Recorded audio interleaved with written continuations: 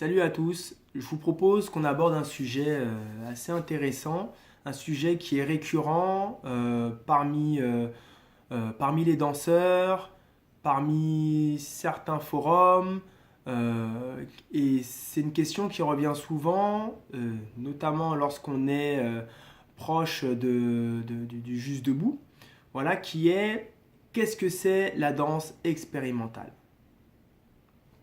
Donc, moi, je vous propose de partager ma vision des choses par rapport à cette question-là, qui me concerne, euh, par rapport à différentes recherches que j'ai pu faire, par rapport à différents échanges que j'ai pu avoir avec des danseurs de toutes catégories, mais aussi avec des personnes en lien avec l'histoire de la danse, etc., etc. Et du coup, pour aborder ce sujet, je commencerai par dire que il n'y a pas de danse expérimentale. Et ça c'est une manière de peut-être d'organiser les mots, d'organiser les choses pour qu'on puisse plus ou moins définir. Mais il faut faire attention à ce piège.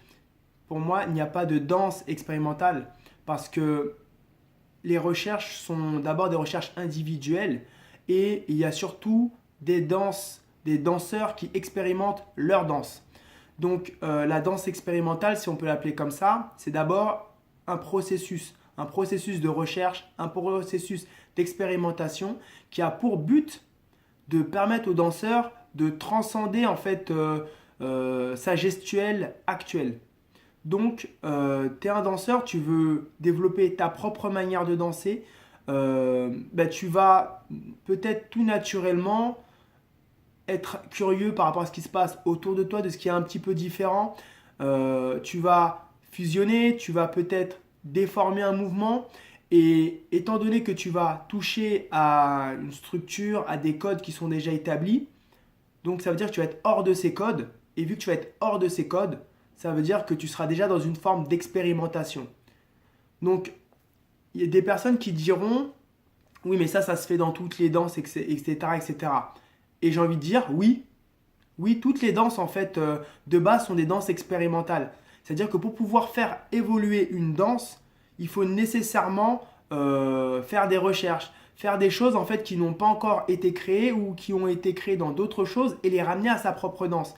Et ce qui fait qu'ensuite la danse devient une catégorie, devient un style, c'est lorsqu'il y a le partage de ce code, de ce nouveau code créé au sein du groupe.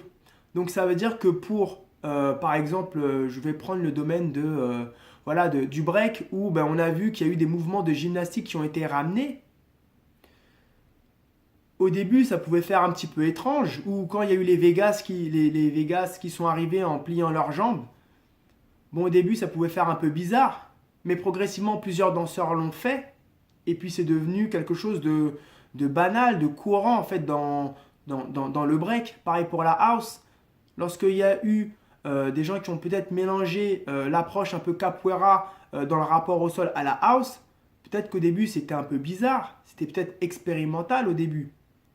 Mais progressivement ça s'est un peu généralisé et puis maintenant c'est devenu complètement banal. Donc ce que je veux dire par là, c'est que la danse expérimentale, en fait, il y a autant de danse expérimentale qu'il y a de danseurs expérimentaux, qu'il y a de danseurs qui font le choix de sortir des codes et de tester les choses selon leur vision des choses. Voilà.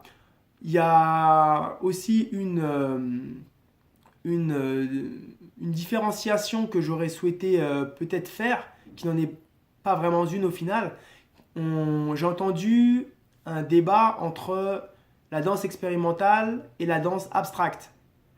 Donc, par rapport à ça, moi, mon point de vue, il est le suivant. La danse expérimentale, c'est un processus. La danse abstracte, c'est la fin d'un processus. C'est-à-dire que la danse expérimentale, on est dans l'expérimentation. Donc, on teste des choses, mais toujours en lien avec un code de base. Un code stylistique, un code appartenant à une discipline. La danse abstracte, on est toujours dans ce processus, mais on est à la fin. C'est-à-dire que on a fait assez de recherches pour pouvoir créer ses propres codes, créer sa propre philosophie de mouvement, créer son propre état de corps, qui est pour le coup en rupture avec le code de base à partir duquel on l'a pris et qui pour le coup devient abstrait parce qu'on ne sait pas encore comment le catégoriser, on va dire ça comme ça. Donc c'est abstract. Donc ça veut dire que si par exemple bon, allez, tu prends le hip-hop, tu fais une vague, et puis cette vague-là tu la développes et que tu commences à rajouter des vagues autres, tu commences à rajouter des arrêts autres, tu danses sur une musique autre, tu seras dans l'expérimentation.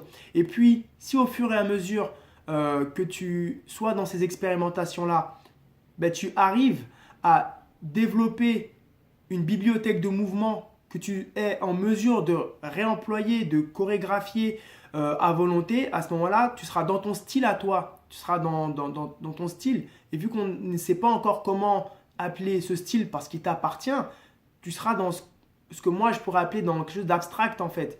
Où là, on te voit toi vraiment dans ce que toi tu es, dans ta recherche et dans ta philosophie de mouvement.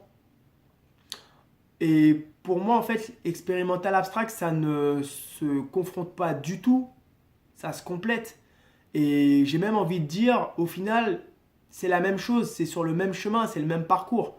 C'est simplement le parcours des personnes qui veulent créer leur danse, qui veulent être dans leur manière de faire les choses et qui pour cela n'hésitent pas et assument le fait de ne pas être en lien avec les codes stylistiques, les codes de discipline déjà établis. Donc, danse expérimentale, finalement, c'est danse personnelle. Et mieux on assumera sa manière de faire les choses, et mieux, finalement, on sera dans une danse qui nous correspond. Voilà, donc moi, c'est un petit peu ça ma vision des choses. Et j'aimerais conclure en disant que il n'y aura pas meilleure danse que sa propre danse. Sur ce, stay disconnected.